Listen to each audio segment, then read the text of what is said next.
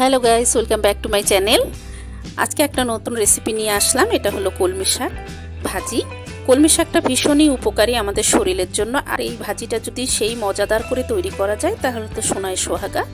তো চলুন এই ভাজিটা কিভাবে এত মজাদার করে ভাজি করব সেই রেসিপিটি আজকে শেয়ার করব।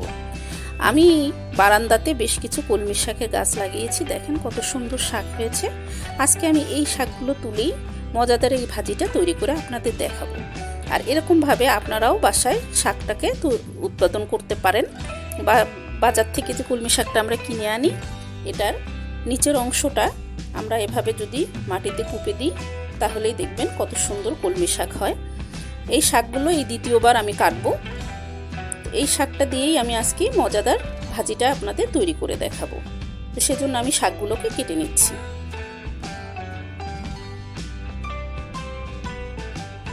এখানে মোটামুটি 1 মুঠের মতো শাক হবে। আপনারা বাজার থেকে 1 মুঠ কলমি শাক কিনে নেবেন। এই শাকগুলো আমি কেটে তারপরে ভালো করে ধুয়ে কুচি কুচি করে কেটে নেব। এবার আমি ফ্রাই প্যানে 2 টেবিল চামচ সয়াবিন তেল দিলাম। এতে একটা শুকনো মরিচ দিয়ে দিলাম। তেলটা গরম হয়ে গেলে এখানে আমি 2 কোয়া রসুন এভাবে পাতলা করে স্লাইস করে কেটে দিব। রসুনটা একটু হালকা করে ভেজে নেব।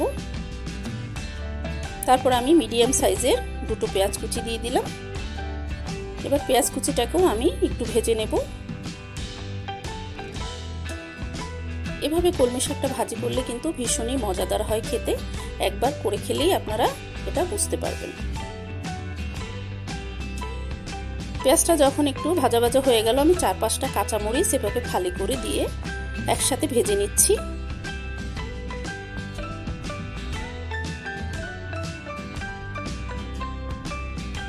এগুলো ভাজা হয়ে গেলে এখানে আমি 2টো মিডিয়াম সাইজের আলু একদম কুচি কুচি করে কেটে দিয়ে দিলাম। 1 চা চামচ লবণও দিয়ে দিলাম। লবণটা অবশ্য আপনারা আপনাদের স্বাদ অনুযায়ী দিবেন। এবার আমি নেড়েচেড়ে একটু আলুটাকে ভেজে নেব। দিয়ে দিলাম 1/2 চা চামচ হলুদের গুঁড়ো।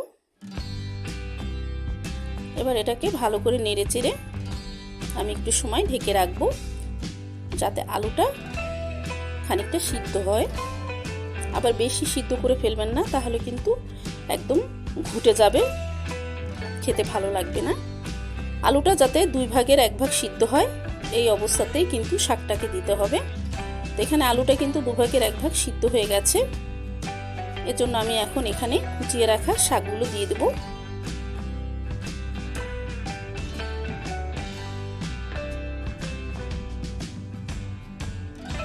এই যে শাকগুলো আমি দিয়ে দিলাম। এই শাকটা দিয়ে আবার আমি ঢেকে রাখবো 1 মিনিটের মতো। এখানে কোনো লবণ দেওয়া লাগবে না, কারণ লবণ আমি আগেই দিয়েছি। 1 মিনিট পর আমি ঢাকনা খুলে দিলাম। এবার আমি শাকটাকে নেড়েচেড়ে আলুর সাথে মিশিয়ে দেব।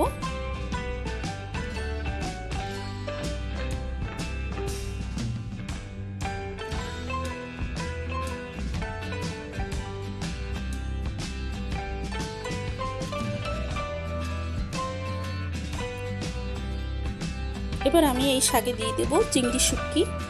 ছোট ছোট গুঁড়ি চিংড়ি শুটকিতে কিন্তু বালু থাকে, এটা ভালো করে ধুয়ে নিতে হবে হালকা গরম জল দিয়ে। শেষেও আবার একটু ধুয়ে নেবেন। এটা আমি দিয়ে দিলাম। এই চিংড়ি শুটকিটা কিন্তু প্রথমে পেঁয়াজের সাথে দেওয়া যায়, কিন্তু এই সময় দিলে এটা চিংড়িটা একটু সফট থাকে, খেতে ভালো লাগে। এই জন্য আমি এই সময় এই চিংড়ি শুটকিটাকে মিশিয়ে দিচ্ছি। এবার খুব ভালো করে নেড়েচেড়ে আমি ভাজিটাকে তৈরি করে নেব।